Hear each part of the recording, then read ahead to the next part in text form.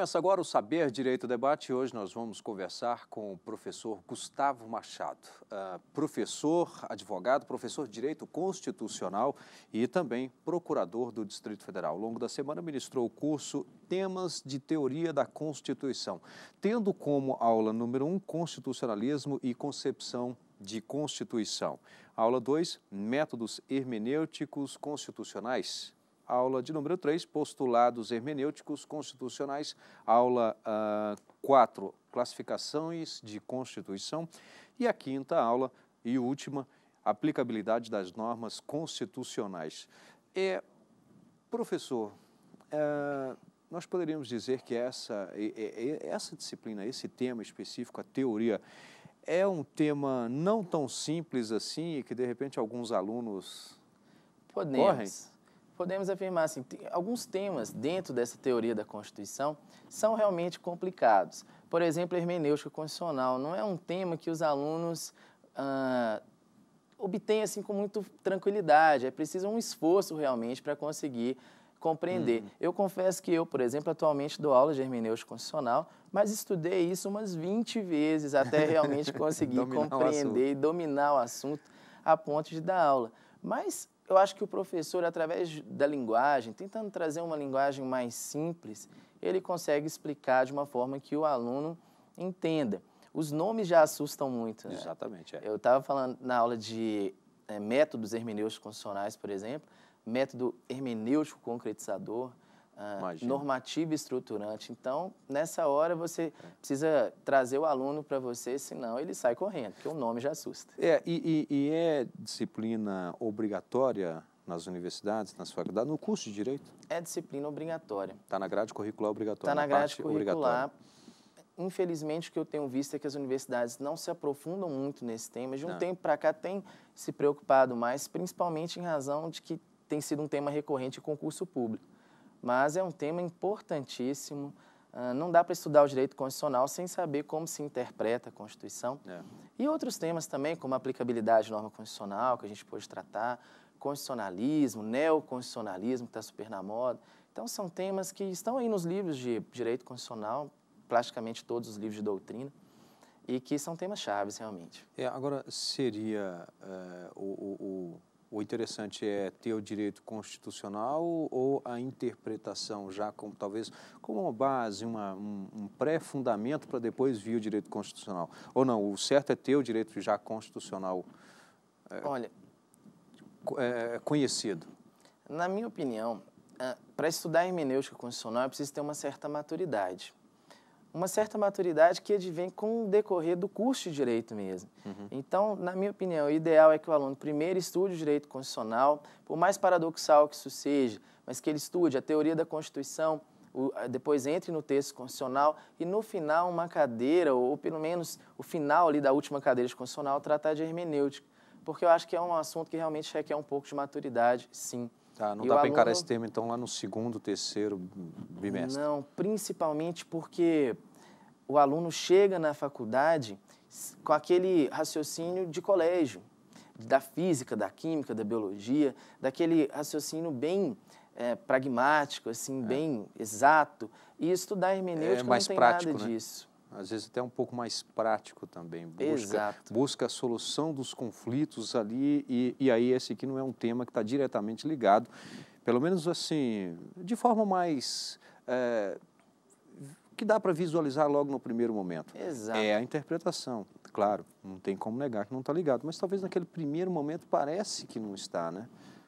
Eu acho que a faculdade ela tem essa grande missão de fazer com que o aluno deixe aquele pensamento muito ligado às coisas materiais mesmo e consiga ter um pensamento mais abstrato, sair de um conceito, ir para outro conceito. Esse é um grande trabalho que é feito nas universidades de Direito, nas faculdades de Direito. Então, isso demora um tempo, assim, da metade da faculdade para frente, você já consegue desenvolver esse tipo de raciocínio com mais tranquilidade. Antes é um pouco mais difícil. Mas isso vai depender da parte pedagógica de cada universidade. Qual é o momento exato de ensinar hermenêutica constitucional? Bom, você disse que tem aumentado o interesse tanto das faculdades em função mais de concursos? Há uma exigência maior, é isso? O que eu tenho percebido é o seguinte, todos os concursos públicos, principalmente a partir ali de um determinado nível, delegado, advocacia pública, Ministério Público, magistratura, a hermenêutica constitucional é um tema que vai cair.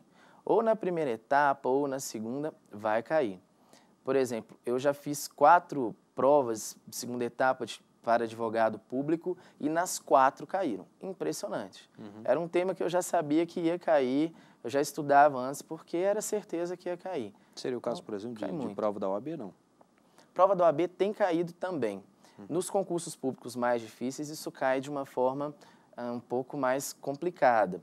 Nas provas da OAB perguntam mais definição. O que é o postulado do efeito integrador? O que é o postulado da unidade? Então, questões mais conceituais. Nos concursos mais difíceis, isso vem de uma forma mais complicada.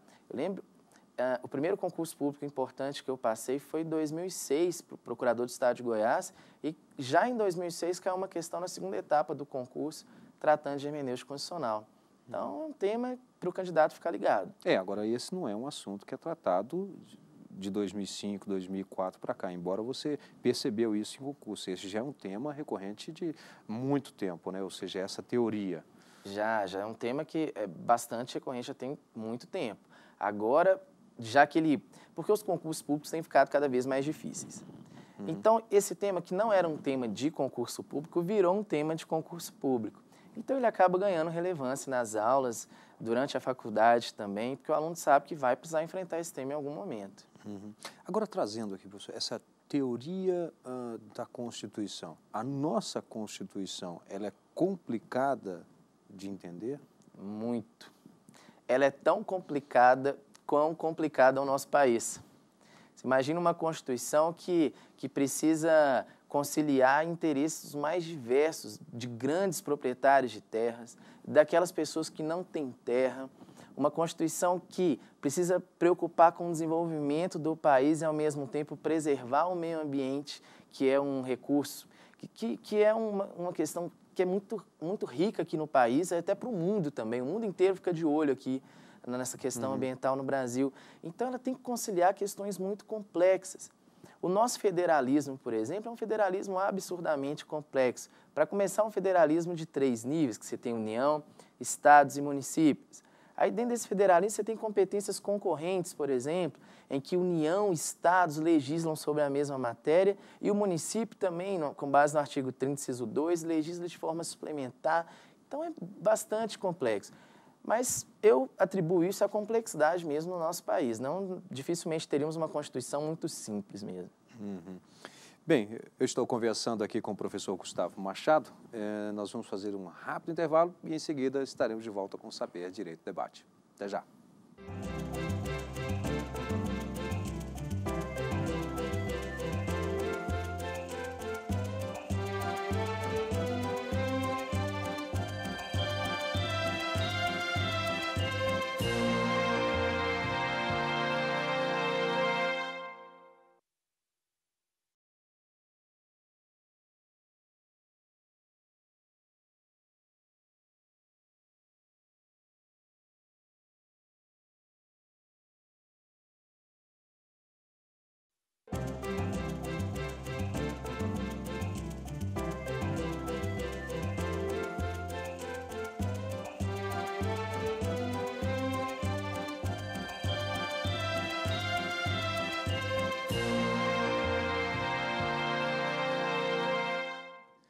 Estamos de volta com o Saber Direito Debate, hoje conversando com o professor Gustavo Machado, professor de Direito Constitucional, advogado e também procurador do Distrito Federal. Tema dele aqui, ao longo da semana, temas de teoria da Constituição. Professor, no finalzinho do bloco anterior, eu lhe perguntei, claro, você respondeu sobre é complicado entender a nossa Constituição, e aí você explicou. Agora, dada essa complexidade, às vezes, até de entendimento, e pode ser que daí que surja, às vezes, também, dentro desse contexto teoria hermenêutica, às vezes, aquele ponto que é muito colocado, em especial talvez até pela própria mídia ou o legislativo, de que é aí que o judiciário está legislando? Ora, isso pode acontecer sim. Durante as aulas eu falei muito do neoconstitucionalismo e dos novos métodos hermenêuticos. O que é esse neoconstitucionalismo ou novo constitucionalismo? É um conjunto de ideias novas sobre como interpretar a Constituição, em razão de vários fatores. Por exemplo, Peter Harbley diz que fala em sociedade aberta de intérpretes. O que é isso? Para Peter Harbley, qualquer agente social pode interpretar a Constituição. Isso para Kelsen, que escreveu a teoria pura do direito, ali no contexto da Segunda Guerra Mundial, é um absurdo. Porque para ele a Constituição era coisa de jurista. Só o juiz deveria interpretar. Agora não, agora qualquer um pode interpretar a Constituição. E várias outras ideias que se agregaram em torno do que a gente chama de neoconstitucionalismo. O neoconstitucionalismo, que vai ser a razão para a existência dessa nova hermenêutica constitucional, vai dizer que o intérprete é muito importante. Há um protagonismo do intérprete.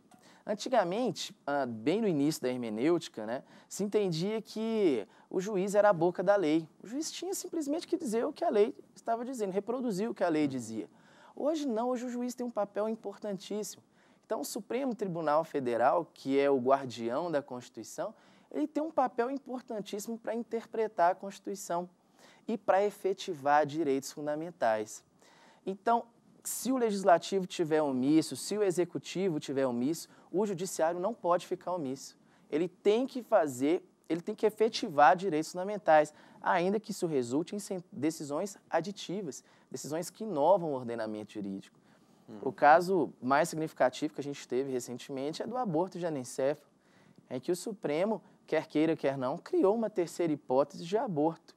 Fez por quê? Porque havia uma lacuna legislativa, era um caso que realmente merecia permitir o aborto, mas o Legislativo não fez, o Executivo também não se preocupou com isso, o Judiciário fez. Então, sim, tem esse ativismo judicial em razão desse protagonismo do intérprete. Seria até que o Legislativo venha com uma definição concreta que não abra margem para uma outra interpretação, o Judiciário.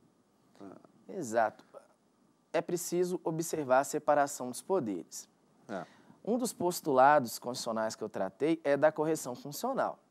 É o seguinte, a Constituição ela estabelece um esquema coerente de divisão de competência. Não dá para o Judiciário ficar legislando, o Legislativo julgando e etc. Tem que respeitar isso.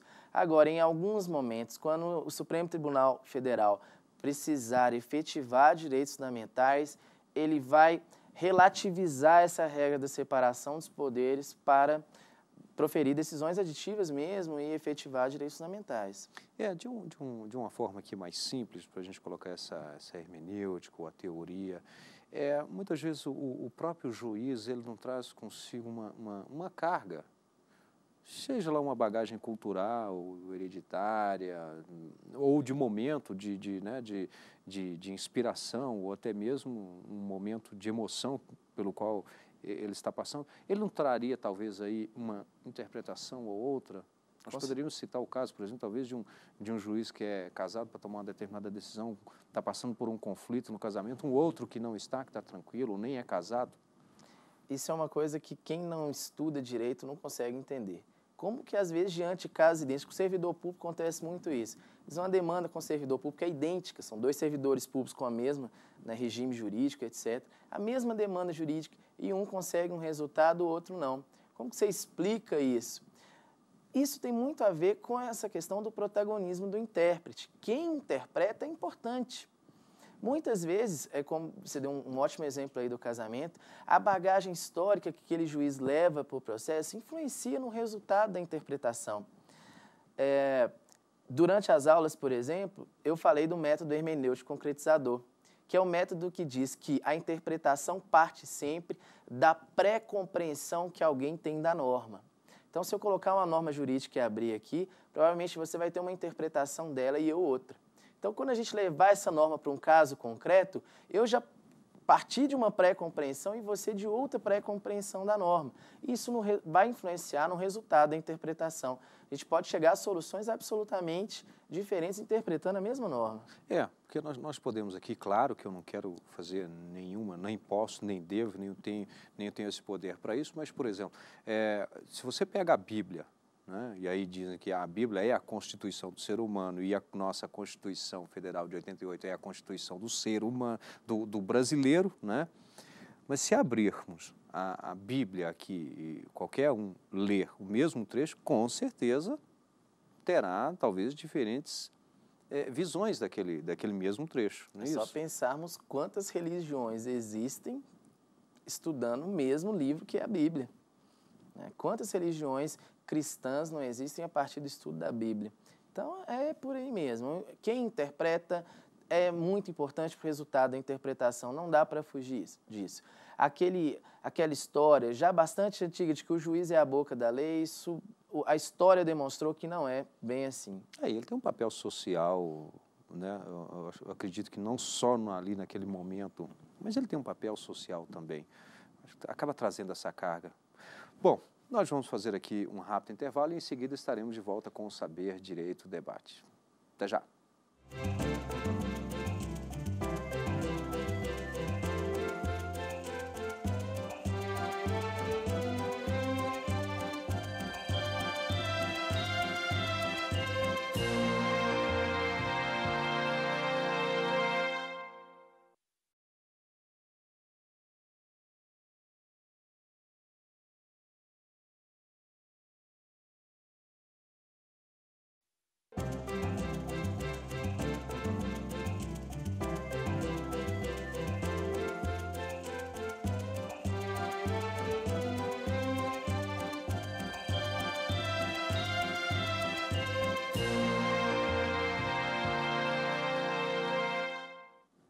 Estamos de volta com o Saber Direito Debate, hoje conversando com o professor Gustavo Machado. Ao longo da semana, ministrou o curso Temas de Teoria da Constituição, aula número 1, Constitucionalismo e Concepções de Constituição, 2, Métodos Hermenêuticos Constitucionais, 3, Postulados Hermenêuticos Constitucionais.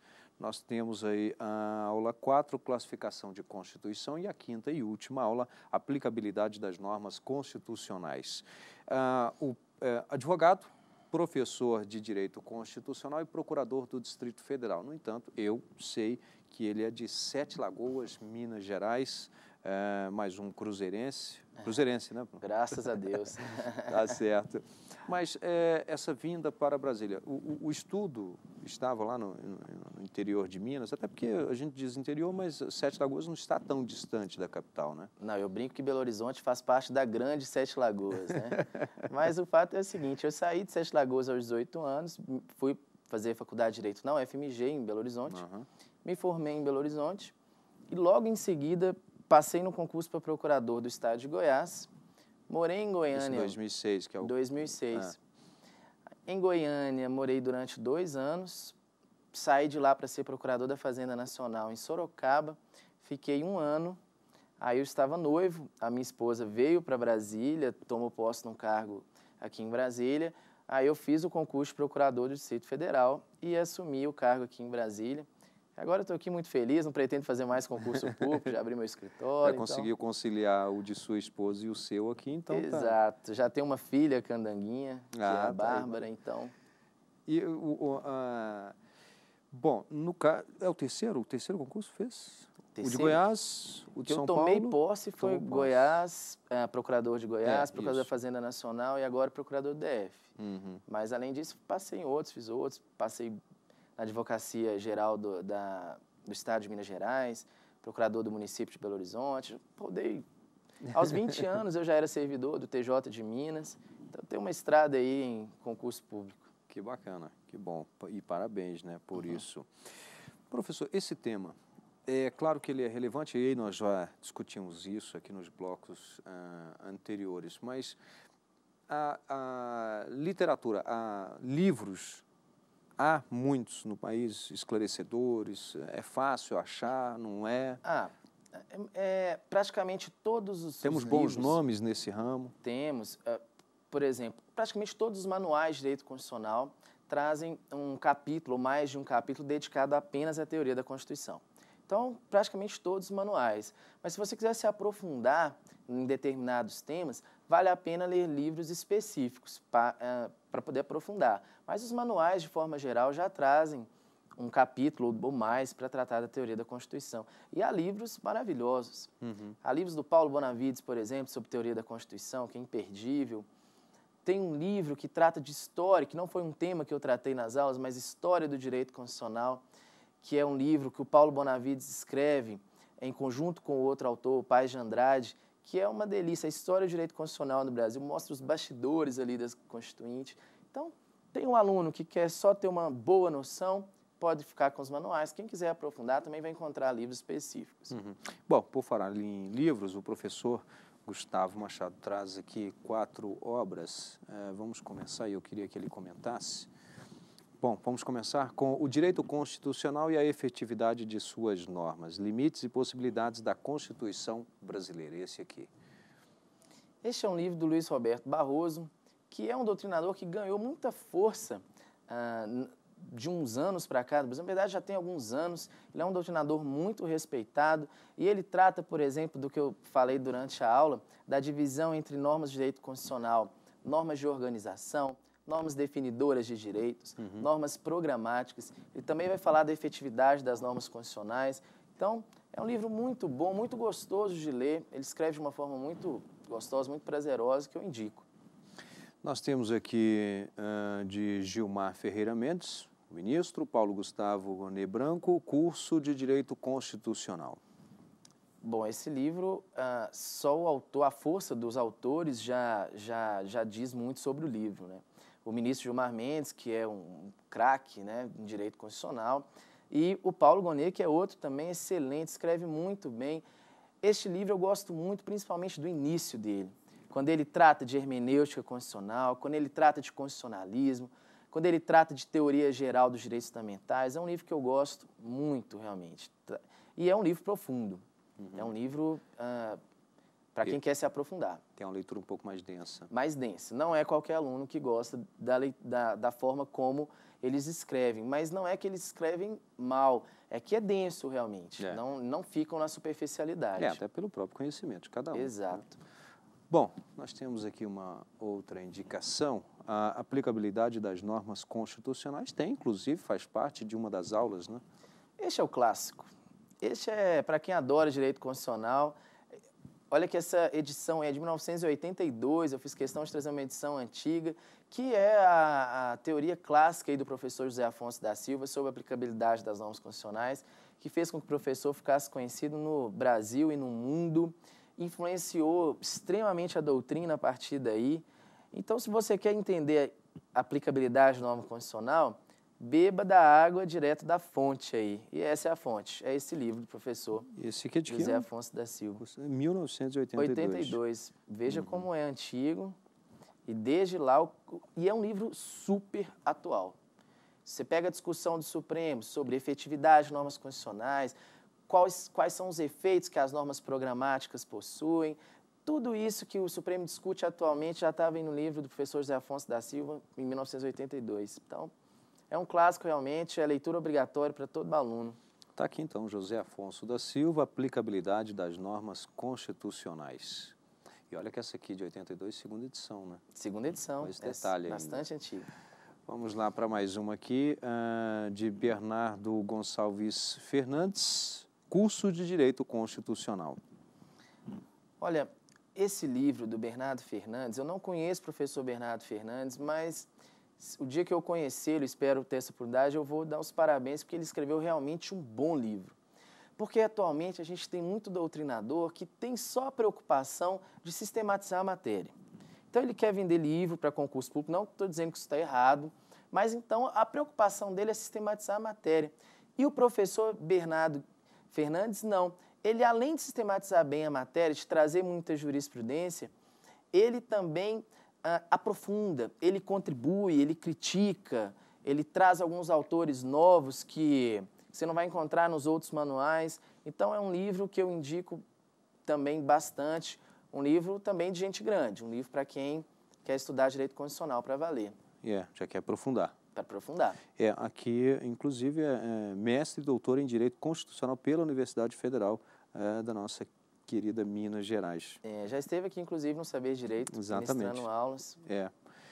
Muito bom. Bem, eu quero aqui agradecer ao professor Gustavo Machado. Ao longo da semana ministrou o curso Temas de Teoria da Constituição. Lembro que você pode participar do programa. O nosso endereço eletrônico é saberdireito@stf.jus.br.